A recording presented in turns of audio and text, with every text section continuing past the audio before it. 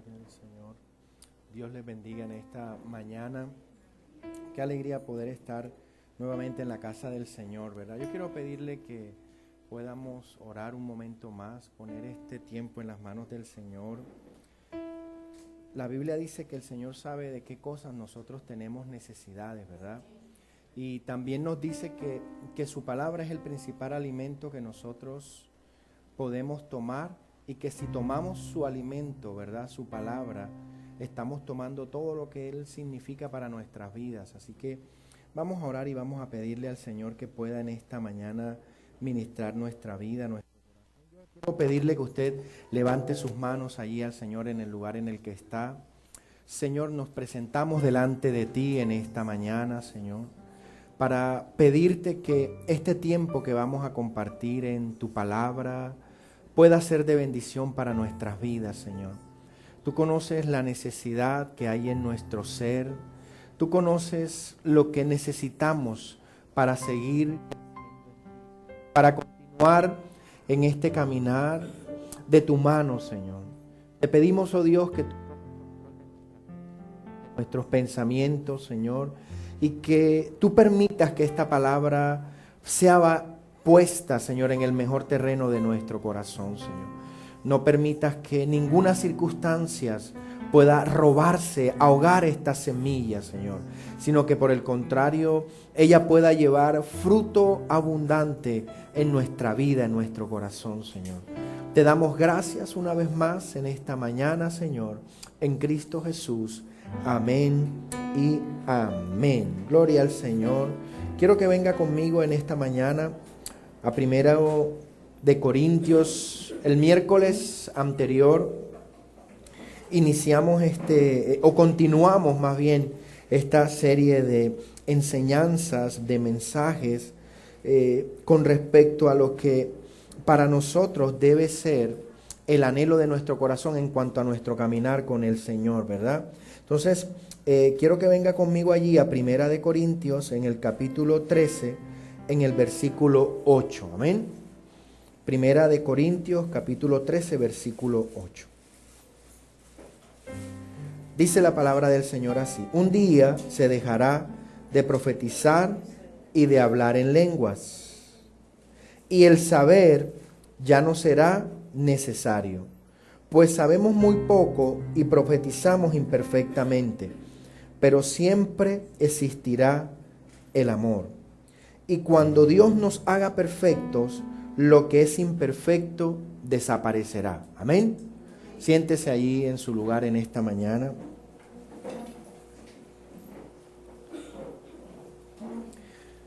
Quiero retomar el mensaje desde donde el miércoles lo dejamos. El miércoles le decía que hay muchas cosas de la vida cristiana que son importantísimas para nosotros, son de una relevancia sin igual.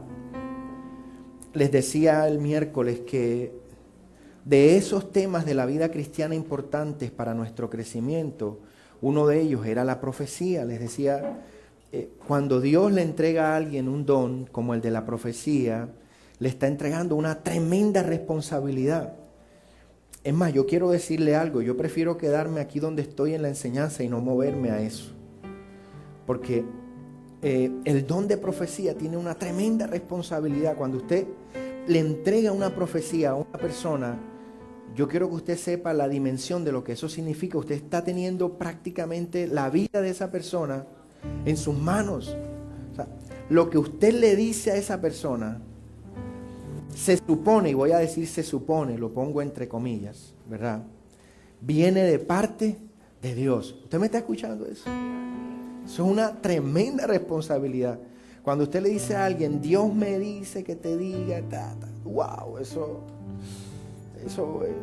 yo prefiero seguir lidiando con preparar los mensajes, ¿verdad? Que Dios le dé ese don a otra persona, yo no lo quiero para mí. Pero indiscutiblemente eso es para su vida y para la mía importante. incluso el mismo ministerio de enseñar es importante porque nos forma, nos instruye. La responsabilidad que también tenemos cuando el Señor nos regala la oportunidad de poder compartir su palabra es una tremenda responsabilidad, porque tenemos frente a nosotros, ¿verdad?, las personas que Dios ha puesto en esta iglesia para instruirlas en la verdad, porque la Biblia nos enseña que la palabra del Señor es su verdad. Entonces, allí también hay una tremenda responsabilidad. Lo que le quiero decir es que los dones que Dios nos ha dado, todos son inmensamente buenos, pero un don que no tiene comparación con ningún otro es el amor. La Biblia nos enseña, y en este verso que acabamos de leer de la palabra del capítulo 13 de Corintios, nos dice que un día va a ocurrir que ya no va a haber más profecía. Un día va a ocurrir que ya no va a haber más mensajes, ni predicadores, ni profetas. Pero va a ocurrir un día que lo único que lo va a sustentar a usted va a ser el amor. Y déjeme decirle que esos días en su vida y en la mía son más comunes de lo que usted cree. Porque a veces pensamos que cuando la Biblia nos dice que un día va a pasar eso, es que va a ocurrir un cataclismo, los cielos se van a abrir, las montañas se las va a tragar mar y este mundo va a dejar de existir. ¿Verdad? Muchos vivimos la profecía cristiana en esos términos, con una visión apocalíptica de que el mundo le va a venir en cualquier momento un meteorito, toda esa poca película que Hollywood nos tiene loco, ¿verdad? Y mucha gente sigue creyendo que la apocalíptica cristiana tiene que ver con esa realidad, pero nada de eso tiene que ver con lo que la Biblia nos enseña. Pero otro día hablaremos del Apocalipsis. Lo que le quiero decir es que esos días en los que la profecía y los mensajes pueda que ya no sean, los vive usted en los momentos de prueba y de dificultad, o en los momentos en que su corazón es probado para que usted pueda tomar las decisiones trascendentales del día a día, en si ama o no ama, en si extiende la misericordia o no la extiende, en si usted es una persona que vive en la gracia de Dios o vive por el contrario fuera de la gracia y vive en una desgracia permanente, ¿verdad? Entonces, de las cosas importantes que este versículo nos dice, y desde allí nos vamos a ir a otra parte del mensaje, es que dice, y este versículo 10, yo quiero que usted lo tenga, ojalá resaltado en su Biblia, y usted lo pueda resaltar de la mejor manera que pueda en esta hora. Dice que, y cuando Dios nos haga perfecto, lo que es imperfecto desaparecerá. Para muchos cristianos, este versículo implica que usted va a ser perfecto cuando se muera. Para muchos cristianos esa es la realidad, que la perfección en nuestra vida va a llegar únicamente cuando muramos.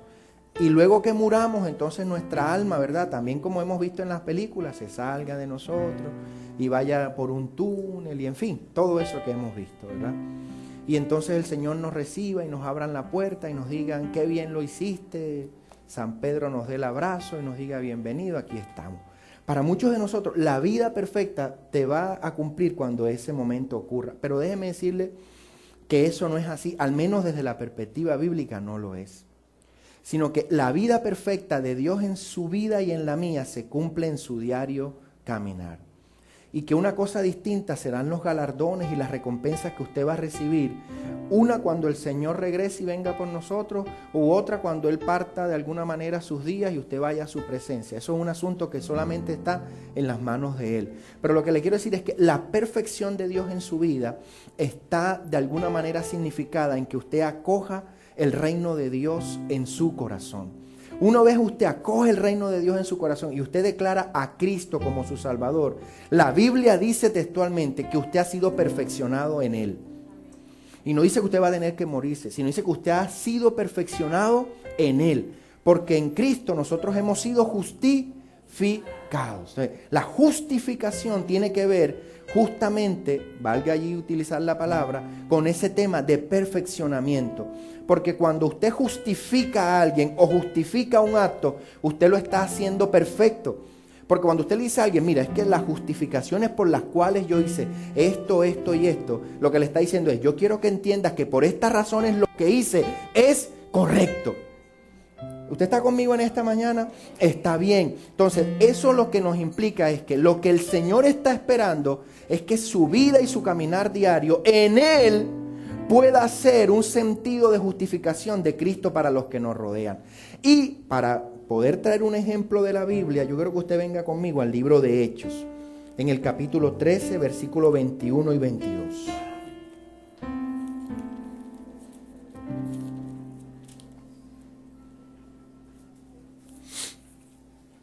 Hechos 13, capítulo 21 y 22. Dice así la palabra, dice, entonces el pueblo pidió un rey. ¿Qué pidió el pueblo? Un rey, ¿verdad? Y Dios les dio a Saúl, hijo de Quis, de la tribu de Benjamín, que reinó 40 años. Dios lo quitó y puso en su lugar a David, hombre de quien Dios mismo dijo, David, hijo de Isaí, es un hombre conforme a mi corazón y me obedecerá. ¿Verdad? Este es este pasaje famoso en el que nosotros escuchamos recurrentemente decir, David fue un hombre conforme al corazón de Dios. Entonces escúcheme, un hombre conforme al corazón de Dios implica que es un hombre ¿Usted está conmigo en esta mañana? Porque si Dios es perfecto y algo está hecho conforme a su corazón, entonces implica que es ¿qué cosa? ¿Usted está seguro de lo que está diciendo? ¿Está convencido?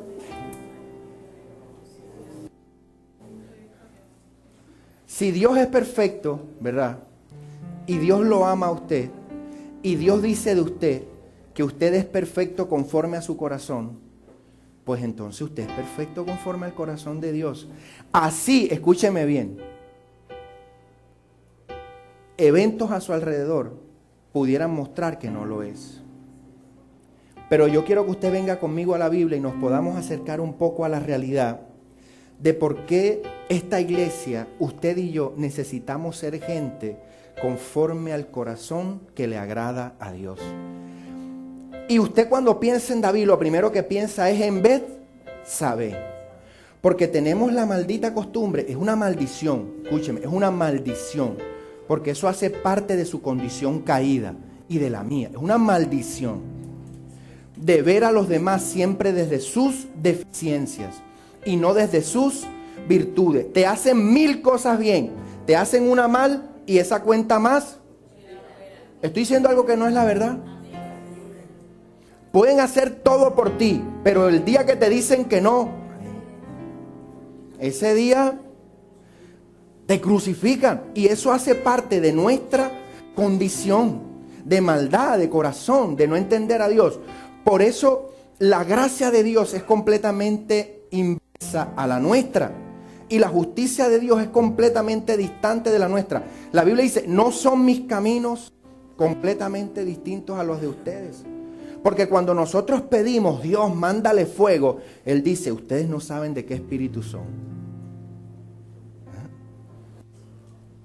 ¿Usted está conmigo en esta mañana? Entonces, fíjese, entender que la Biblia nos dice que un día Dios perfeccionará, ¿verdad?, en nosotros, y que cuando todo eso se cumpla, entonces podremos ver la gloria de Dios en nosotros.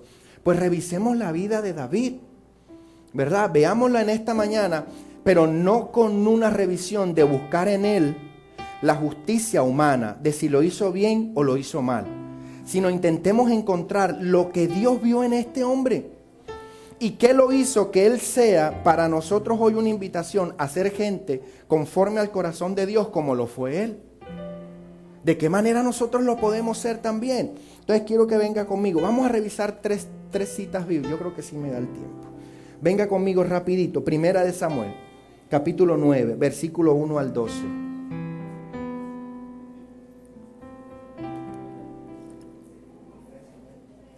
Primera de Samuel, capítulo 9, versículo 1 al 12. Esta historia usted la conoce, mientras usted la va ubicando en la Biblia, es la historia de Mefiboset. Mefiboset era nieto de Saúl. ¿Hijo de quién? De Jonatán, ¿verdad?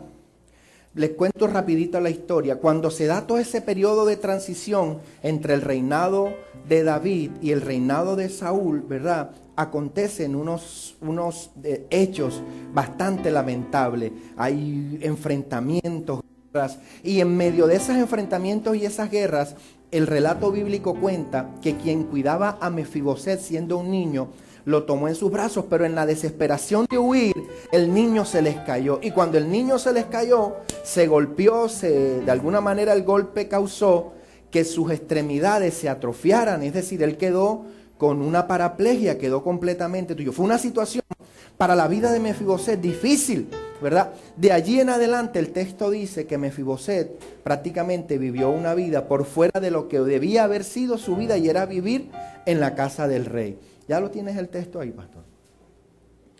Entonces, fíjate, dice así: había un hombre de Benjamín que se llamaba Cis, hijo de Abiel, hijo de Seror, hijo de Becorad, hijo de Afía, hijo de un benjamita, un hombre poderoso e influyente. Tenía un hijo que se llamaba Saúl, joven y bien parecido. No había nadie más parecido que él entre los israelitas. De los hombros arriba sobrepasaba a cualquiera del pueblo. Esa no es. Esa es segunda de Samuel, perdón. Es segunda de Samuel, pastor. 9, están despiertos en esta mañana. Gloria al Señor Jesús. Yo quería probarlos a ver si estaban despiertos. Ya yo decía, segunda de Samuel. Ahora sí. Fíjese, ahora sí estamos aquí, estamos despiertos. Yo quería probarlos a ver si estaban atentos. Fíjese, dice así: entonces David dijo, escuche lo que David dice. Entonces David dijo: ¿hay todavía alguien que haya quedado de la casa de Saúl para que yo le muestre bondad por amor a Jonatán? Y había un siervo de la casa de Saúl que se llamaba Siba, y lo llamaron ante David, y el rey le dijo: ¿eres tú Siba? Su servidor, respondió él. Y el rey le preguntó: ¿no queda aún alguien de la casa de Saúl a quien yo pueda mostrar la bondad de Dios? Y Siba respondió al rey: aún queda un hijo de Jonatán, lisiado de ambos pies. ¿Dónde está él?, le preguntó el rey. Y Siba respondió al rey: está en casa de Maquir, hijo de Amiel, en Lodebar. Dejemos hasta ahí. Usted lo puede leer luego en casa hasta el 12. Lodebar significa lugar de oscuridad, lugar de abandono, lugar de olvido, región del no regresar. Podrían ser más o menos las formas en que podríamos entender ese nombre. Es decir, Mefiboset estaba en un lugar del que nadie se acordaba de él. Desechado, quizás temeroso. Era el único sobreviviente de una casta que Dios había cogido para que reinara sobre Israel. Y además de vivir en la condición que vivía, tenía un aspecto que hacía todavía mucho más difícil su vida, y era que estaba lisiado. Pero un día la Biblia dice que David recuerda un pacto que hizo ¿con quién? Con su amigo Jonatán. Cuando David hace ese pacto con Jonatán, déjeme decirle que fueron uno de los momentos más difíciles de la vida del rey. Su padre, el padre de Jonatán, Saúl, andaba buscando a David para matarlo. Lo perseguía. Ahorita vamos a mirar un poco de esa historia. Y justo en medio de ese momento, David hace un pacto de amor con Jonatán. Y unen sus corazones, literalmente dice la Biblia, ¿verdad? Con base a esa palabra, un día David recuerda y dice: hey, yo tengo un pacto que honrar. Yo tengo una palabra que honrar. Yo le di la palabra a un amigo. Yo hice un pacto con alguien. Yo tengo que honrar esa palabra. Y entonces comienza a buscar y encuentra a Mefiboset. Usted en el texto encontrará que él manda a llamar a Mefiboset, y a partir de entonces, aquel que había sido puesto en una región de olvido, de no retorno, en una condición de desesperación por fuera de lo que era, se ve incorporado a la vida que él de alguna manera debía haber vivido, y era estar en la mesa del rey. Y allí lo pone David. Y escúcheme, ese acto de David, quizá usted lo ve muy bonito, pero ese acto hay que entenderlo a la luz de una coyuntura política. Lo que David estaba haciendo era prácticamente restituirle los derechos a quien debía ser sucesor en el trono. Y David podía pensar: bueno, si yo hago esto, estoy poniendo en riesgo mi propio bienestar. Estoy poniendo en juego el futuro no solamente mío, sino de mi familia, de mi herencia. Estoy haciendo algo que es contrario a la razón. Pero David no se detiene en esas cosas, sino que David lo que piensa es en honrar a quien él le dio una palabra. Y escúcheme, ya Jonatán no estaba ni siquiera por allí para decirle: oye, tú me diste una palabra, ¿cuándo me la vas a cumplir? Jonatán había muerto, no había nadie que le exigiera el cumplimiento, pero el corazón de este hombre sabía y tenía entendido que él había hecho un pacto y que él había enlazado su palabra al cumplimiento de un amigo, de una promesa. Y eso lo movió a hacerlo y se acordó e incorporó a Jonatán nuevamente, al hijo de Jonatán, a Mefiboset, a todos sus derechos. Entonces, empieza a mirar el corazón de este hombre, empieza a dimensionar cómo funcionaba el corazón de David. Luego venga conmigo, vamos a ir a otra historia. Ahora sí, Primera de Samuel 30, 21 al 25.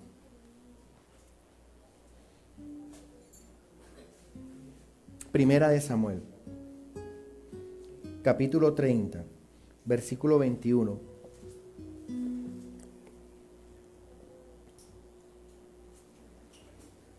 Escuche, le voy a contar rápidamente esta historia. Usted puede leer el capítulo completo. Yo le recomiendo que lo lea porque es una historia hermosísima. En este capítulo 30 nos cuenta que David tiene un ejército más o menos como de unos 600 hombres. Escuche, cuando Saúl está persiguiendo a David, porque ya Saúl está enterado de que Dios ha escogido a David como rey para ser su sucesor, comienza a perseguirlo y David huye y se esconde. Y la Biblia dice que cuando David hace esto, huye y se esconde, se le une un ejército de al menos 400 hombres. Pero las características de estos 400 hombres eran bien particulares. Eran bien particulares. Vamos a leer. Allí está el texto bíblico. Amén. Dice, cuando David llegó a donde estaban los 200 hombres que, demasiado fatigados para seguir a David, se habían quedado en el torrente de Besor, estos salieron al encuentro de David y del pueblo que estaba con él, y David se acercó al pueblo y los saludó. Entonces todos los hombres malvados e indignos de entre los que habían ido con David respondieron y dijeron, porque no fueron con nosotros, no les daremos nada del botín que hemos recuperado, sino a cada hombre su mujer y sus hijos, para que se los lleven y se vayan. Déjame hasta ahí, pastor. Escúchame. David había venido de una gran batalla. Había estado peleando una gran batalla y había tenido un gran triunfo. Y ellos regresan a una ciudad que ellos mismos habían constituido, fundado, que era Siclag. Cuando ellos llegan, David llega con todo su ejército de hombres, podríamos decir no muy virtuosos. Encuentran que los enemigos de David se habían llevado a todas las mujeres del pueblo y a sus hijos. Y cuando ellos llegan al pueblo y encuentran ese panorama, dice la Biblia que los hombres que estaban con David empezaron a murmurar contra él y a pensar en matarlo y a responsabilizarlo de la pérdida de sus familias. Pero dice la Escritura que David hizo lo siguiente, fue y consultó al profeta, fue y consultó la palabra de Dios y le dijo, ¿qué voy a hacer en este caso? Escúcheme, para aquellos que estamos buscando, ¿por qué nosotros necesitamos ser gente conforme al corazón de David? La razón por la que David buscó al profeta o la palabra fue para tener una dirección en su vida sobre cómo él tomaría sus decisiones. Él no fue buscando una palabra que le revelara la magia del futuro, ni que le diera los números para ganarse el baloto, ni nada de eso, ¿verdad? Sino de lo que él estaba hablando era justamente de poder ceñir sus pasos a la voluntad de Dios. Para eso le significaba a él consultar a un profeta, para poder hacer la voluntad de Dios en lo que él debía tomar como decisiones. Y dice que el profeta le dice, bueno David, ves y hazlo porque Dios te va a dar la victoria. Y arranca David con sus 600 tipos y se va. Pero entonces ocurre este momento que está aquí. Cuando llegan al torrente, cuando llegan a ese lugar de difícil acceso, 200 de ellos deciden quedarse. La Biblia no me dice realmente con profundidad cuáles son las razones, pero dice que se quedaron allí, ¿verdad? Se excluyeron del resto del grupo, no sé, quizás tenían miedo, puede ser. De pronto venían tan cansados, ¿verdad?, de las batallas anteriores, que su cansancio se traducía en incapacidad. Quizás podían decir, no nos sentimos aptos para esta nueva batalla. Pero el asunto es que estos 200 se quedaron allí en el torrente y los otros 400 fueron.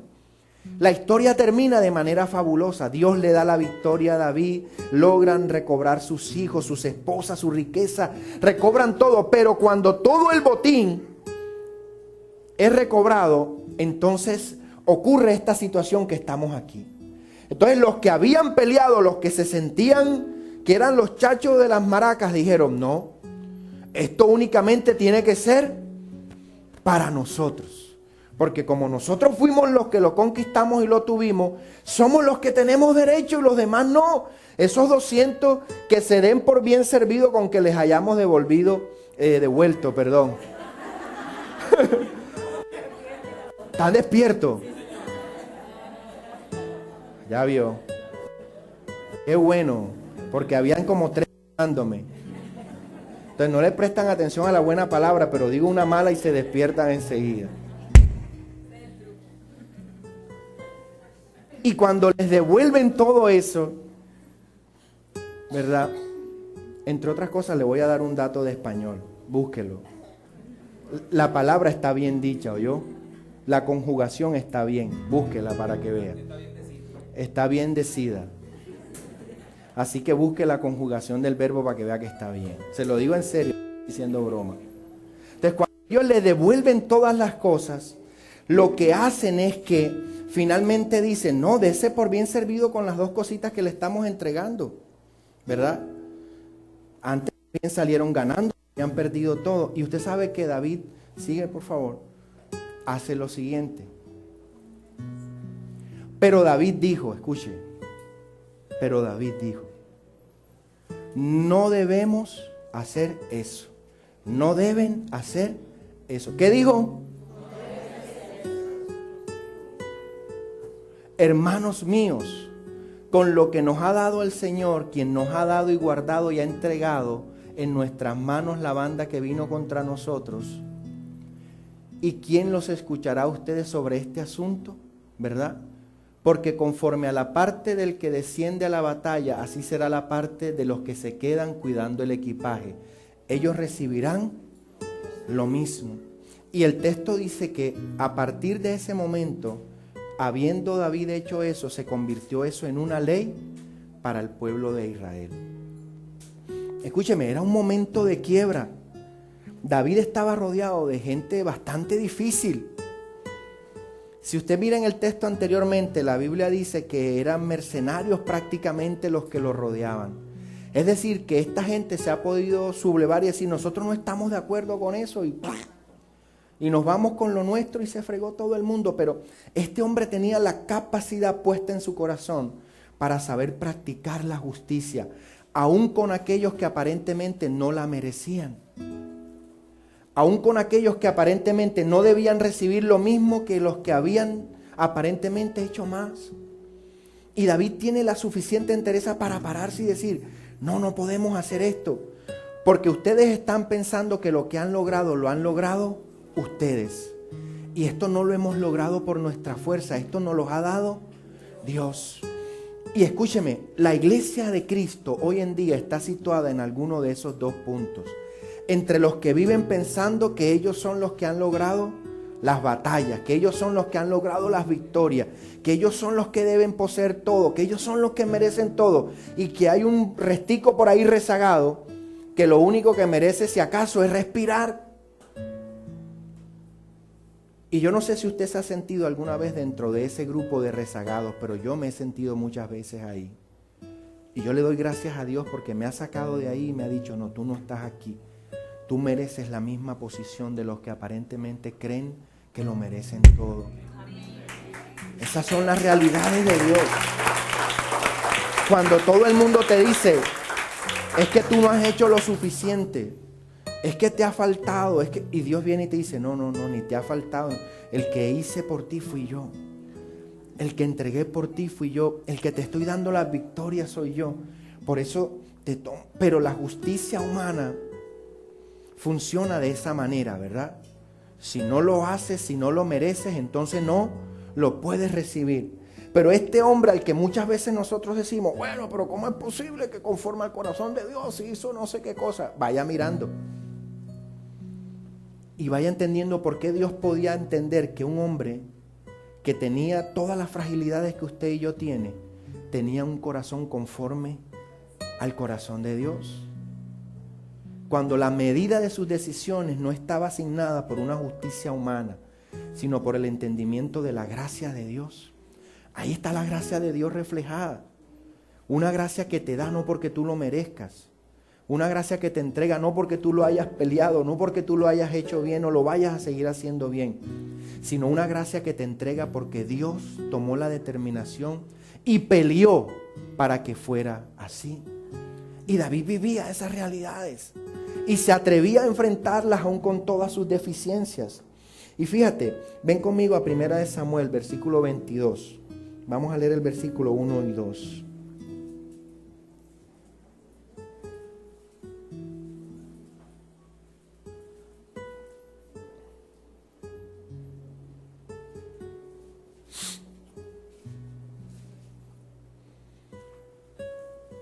Dice, David se fue de allí y se refugió en la cueva de Adulán. Cuando sus hermanos y toda la casa de su padre lo supieron, descendieron a él allá. Todos los que estaban en apuros, escuche esto. Todos los que estaban en apuros, todo el que estaba endeudado y todo el que estaba descontento se unió ¿a quién? A él. Y él vino a ser jefe sobre ellos y con él había unos 400 hombres. Escúcheme y míreme para acá. A veces nos pasa que nosotros somos como esa gente que se nos olvida de qué manera el Señor nos recibió y nos acogió. Y empezamos a practicar una justicia carente de alguna manera con la realidad de donde Dios con nosotros ha venido haciendo y trabajando. Estos hombres, nadie los quería, estaban endeudados, estaban descontentos. Era gente con una condición de vida muy difícil, pero parecía que en un momento determinado se sintieron como superiores, porque habían logrado una victoria. Y pensaron que esa victoria la habían logrado ellos, y que entonces como solamente habían estado ellos, esos 400, aquellos otros 200, parecía que habían dejado su condición igual y estos parecían pasar ya a una condición superior. Es que ahora somos superiores, ¿verdad? Que empezaron como a mirarse así, es que ahora somos superiores. Entonces, ahora nosotros sí podemos determinar, ¿verdad? Que a Juan Gabriel no, a este no, pero a aquellos sí. Y así nos movemos en nuestra fe. A este grupo sí, a este grupo no, a aquella iglesia sí, a aquella iglesia no. Es que mi fe sí, la fe del otro no. Es que como el otro cree no es, sino como yo creo. Y se nos ha olvidado que todos éramos una parranda y una manada de eso. De endeudados, de descontentos. Se nos olvida. Por eso Dios le dijo al pueblo de Israel todo el tiempo, nunca se te olvide de dónde te he. No se te olvide, ese Dios sí es malo, recordándole. No. ¿Verdad? Eso se aleja mucho de la realidad humana, que le recuerda al otro de dónde viene, pero para humillarlo. Dios lo hace para recordarle su amor y su fidelidad. Ahí está la diferencia entre usted y yo y él. Y estuvo la diferencia en David. Por eso nos vamos acercando a por qué él pudo configurarse como un hombre conforme al corazón de Dios. Porque él dijo, no, aquí todos somos iguales. Aquí ninguno ha subido de nivel, aquí ninguno ahora es superior y mejor al otro para que obtenga más. Aquí todos tenemos que acceder a la misma bendición. Todos tenemos que acceder a la misma gracia. No se olviden de dónde nosotros hemos venido. Y finalmente quiero compartirle una última parte de David. 1 Samuel 24:1. Le he venido diciendo a lo largo de este tiempo que David tuvo que enfrentar a Saúl. Saúl era el rey en ejercicio, tenía el poder y no lo quería soltar. Y cuando él se enteró de que David era el ungido, comenzó a perseguirlo para matarlo. Y David tuvo la oportunidad para hacer algo que cualquiera de nosotros lo hubiéramos hecho. El que me la hace, me dio la papaya, ahora va a ver, ¿verdad? Pero en esta iglesia no somos así. Eso pasa en otro lado, aquí en la unción no, ¿verdad? Es que el que se mete conmigo me encuentra, ¿verdad? ¿Usted ha oído a alguien decir, a las buenas soy? Oiga, ¿qué tal que Dios se le parara a usted y le dijera, a las buenas soy bueno, ¿oíste? Pero a las malas me vas a conocer?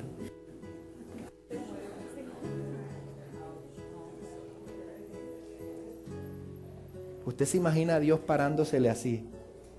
¿Ah? Vas a conocer lo malo de mí. ¿Qué tal que Dios te dijera, vas a conocer mi ira? ¿Ah? No he terminado de decírselo cuando ya estamos consumidos completamente por el terror y el miedo, ¿verdad? Pero Dios no hace eso, para nada. Entonces, aproximémonos un poco más a la historia de David, ¿verdad? Primera de Samuel 24, 1 al 6. Dice que cuando Saúl regresó de perseguir a los filisteos, le dieron aviso, David está en el desierto de Gad, y le avisaron, le dijeron, esta es la oportunidad para que, mira, te quites ese problema de encima. Y mire lo que Saúl hizo. Sigue, por favor. Entonces Saúl tomó de todo Israel. ¿Cuántos? Oiga, el hombre no iba a mamar gallo, yo. El hombre tenía resuelto en su corazón de verdad borrar y acabar al otro.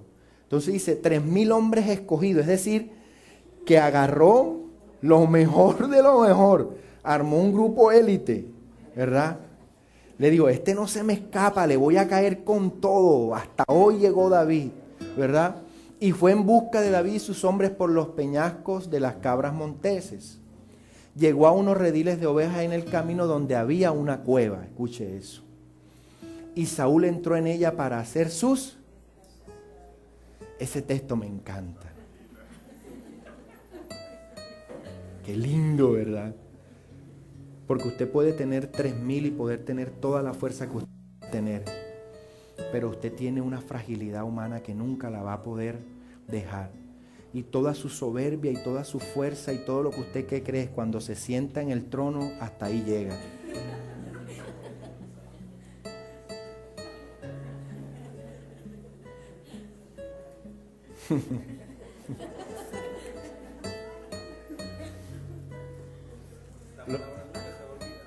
Lo está meditando, ¿verdad? Yo no, o sea, oiga, ese relator bíblico es extraordinario. No se le pudo ocurrir una mejor cosa que esa, ¿verdad? Como algunos memes, ¿verdad? Seas el Papa o el presidente aquí, ¿verdad? Somos iguales. Y si es con estreñimiento, peor. Siente usted toda su humanidad en plenitud, ¿verdad? Y allí entró él a hacer sus necesidades. Un estado de completa indefensión. Su espíritu se entrega allí a alabar al Señor. Y fíjese, y David y sus hombres estaban sentados en un rincón de la cueva. Yo siempre, vea esto en colores, mire lo que le está intentando decir el narrador bíblico. Ahí hay una intención, o sea, hay una cosa, qué cosa tan maravillosamente creada, ¿verdad? Qué cosa tan extraordinaria. Saúl allí hincadito, ¿verdad? Y los demás mirándolo.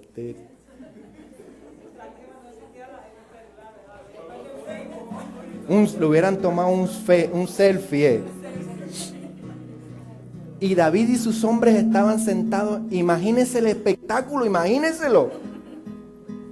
Entra el rey que te anda persiguiendo con 3,000 bárbaros para acabarte. Tú estás sentadito en la cueva reposando, cuando lo ves ahí.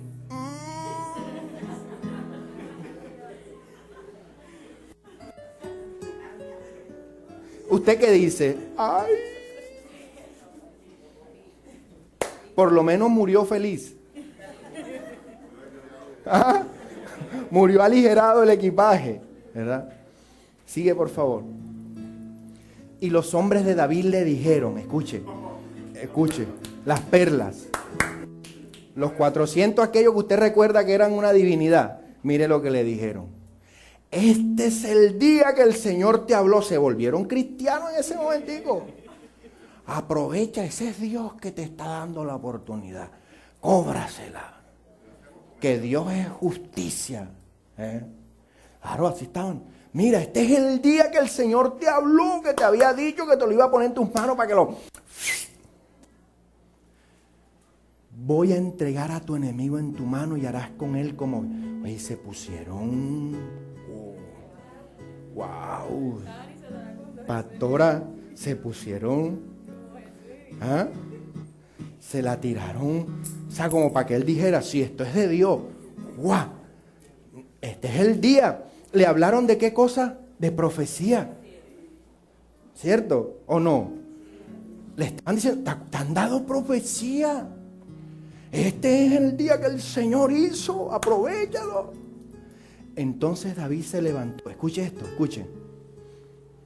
Entonces David se levantó y cortó a escondidas la orilla del manto. Y todo eso mientras Saúl está allí. Mire todo lo que está pasando, ¿verdad? Siguiente, pastor. Aconteció después de esto que la conciencia de David,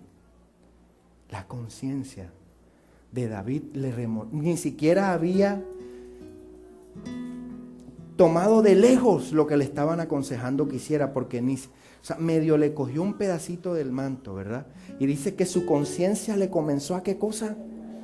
A remorder, porque había cortado la orilla del manto.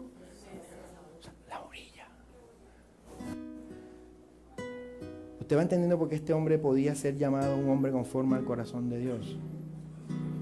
Tomó la orilla y su conciencia entró. Yo hice, no, esto no está bien. ¿Yo qué hice? Pero hay gente que habla del uno, habla del otro, y eso ni le remuerde la lengua ni le arde siquiera.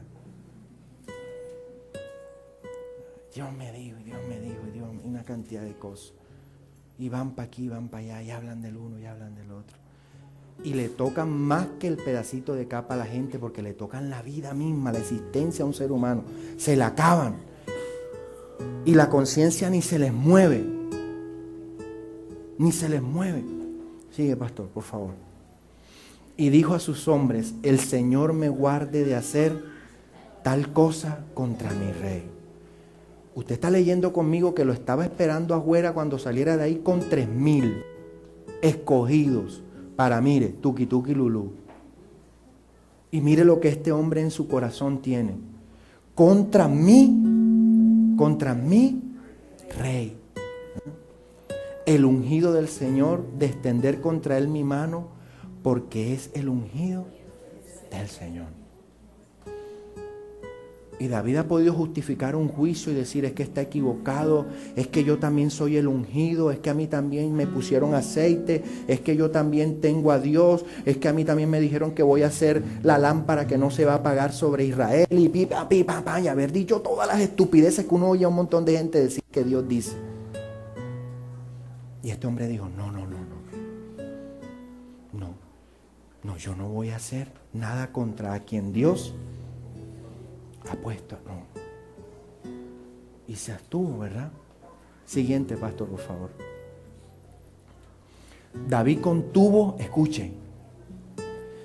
Y aquí, escuche esto. Él no solamente actuaba a él, sino que ayudaba. Ya se lo he mostrado varias veces cómo era el actuar de este hombre. Él no estaba simplemente conforme con que ese fuera su proceder, sino que influía en otros. David contuvo a sus hombres con estas palabras. Los aguantó y le dijo, no, ¿verdad? Y no les permitió que se levantaran contra Saúl. Y escuche, esos tipos no eran cualquier perita en dulce, se lo han podido. Entonces los matamos a los dos y arreglamos nosotros el asunto.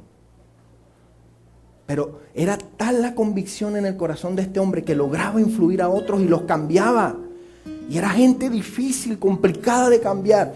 Y él los lograba influenciar y transformar. Que se levantaran contra... Y Saúl se levantó, salió de la cueva y siguió. Ni cuenta se dio del asunto, ¿verdad? Siguiente, pastor, por favor.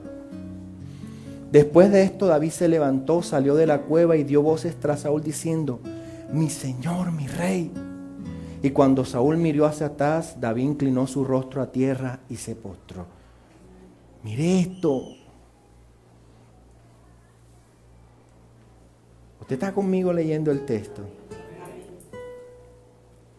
Y aquí no hay un acto de aparición ni de una zarza, ni se está abriendo el Mar Rojo, ni el Jordán. Pero hay un corazón abierto de tapa en tapa, que ha reconocido que Dios en su vida tiene que marcar la diferencia. Y que su corazón se hacía perfecto no por sus acciones, sino por lo que Dios había depositado en él. Y nos pasamos la vida queriendo que los demás sean en una línea perfecta, pero no intentamos comprender que Dios nos ha perfeccionado por lo que Cristo hizo. Y que el resto de cosas van a tener que irse haciendo a la manera en la que David las podía vivir, una vez tras vez, porque cada situación va a ir retando tu corazón a ver qué tanto está Dios allí. Se postró a tierra, o sea, hizo un acto prácticamente de adoración, de reverencia. Y nosotros que tenemos entendido, ¿verdad?, que solamente hay que adorar a Dios, reverenciar a Dios, medite en este acto. Las consideraciones profundas del corazón de este hombre. Ese era su peor enemigo en ese momento. Y lo estaba buscando para matar. Y este hombre le devuelve esa acción, rindiéndole el honor o el respeto que esta persona merecía, más allá de lo que estuviera haciendo. Primera de Samuel 26, 5.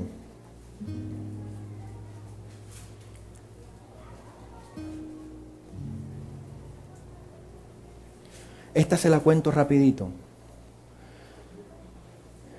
Nuevamente el Señor le entrega la vida de Saúl a David. Otra vez sus compañeros les dicen, ¿verdad?, mira, tenemos al hombre, tomémoslo, no sé qué. Y dice que David baja al campamento y dice que el Señor, escúcheme esto, todo el mundo se entró en un sueño profundo. Y David caminó por entre todo el campamento, llegó hasta donde estaba Saúl, se acercó junto a su cabecera, tomó el cántaro en el que el rey bebía agua, tomó la lanza y se los llevó. Y después que salió, gritó también y le dijo, oye tú, fulanito de tal, tú que cuidas a tu rey, creo que no estás haciendo la tarea. ¿Y quién grita ahí? Soy David. Y les mostró que tenía el cántaro y la lanza en las manos. Y una vez más Saúl salió diciendo, me has perdonado la vida. Pero parecía que esos actos de bondad no cambiaban a Saúl, pero sí cambiaban el corazón de David. Es que a veces creemos que nuestros actos de bondad son para cambiar a los demás. Y eso está equivocado. Los actos de bondad tienen que seguir transformando tu corazón. A veces creemos que ser bondadoso, ser misericordioso y perdonar tiene que ver con que cambie a los demás. No, eso te tiene que ir cambiando y transformando. Es a ti, para poder llegar a ser gente conforme al corazón de Dios. O sea, es decir, es un asunto personal. He ahí mi siervo, el que es conforme a mi corazón. Y finalmente te presento este texto que a mí me parece de lo más extraordinario que David pudo hacer. Segunda de Samuel 23, 13 al 17. Ya con esto prometo terminar. Segunda de Samuel, capítulo 23, versículo 13 al 17.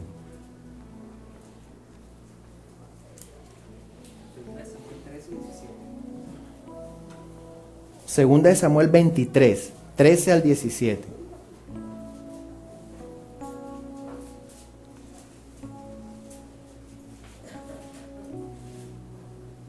Mire esto para acá, lea conmigo aquí, dice: descendieron 3 de los 30 jefes y fueron a David en la cueva de Adulán al tiempo de la cosecha, mientras la tropa de los filisteos acampaba en el valle de Refaín. David estaba entonces en la fortaleza mientras la guarnición de los filisteos estaba en Belén, casa del pan.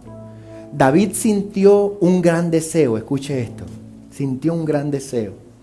Dijo: ¿quién me diera a beber agua del pozo de Belén que está junto a la puerta? Entonces los 3 valientes se abrieron paso por el campamento de los filisteos y sacando agua del pozo de Belén que estaba junto a la puerta, se la llevaron y la trajeron a David. Pero él no quiso beberla, sino que la derramó para el Señor. Mire este acto. David expresó un deseo, ¿verdad? Y dice que 3 de sus hombres, de los más aguerridos, se abrieron en medio del campamento y le trajeron a David su jarrita de agua, ¿verdad? Pero fíjate que la comprensión de este hombre del valor significativo de esa entrega, dice la Escritura que no lo tomó para él, sino que de alguna manera, ¿verdad? Dice que la entregó. Siguiente, por favor. Este dice, no quiso beberle esta cosa, hicieron, y dijo, lejos de mí está que yo haga esto, beberé la sangre de los hombres que fueron con riesgo su vida. Por eso no quiso beberla. Y dice que la derramó y la ofreció en libación al Señor. Él ha podido decir, oh, cuánto me quiere esta gente, qué importante soy para ellos, ¿verdad? Oh, wow, cuánto merezco yo que me... No sé si eso se parece a algunos modelos que andan por ahí caminando de iglesia y de fe, ¿verdad?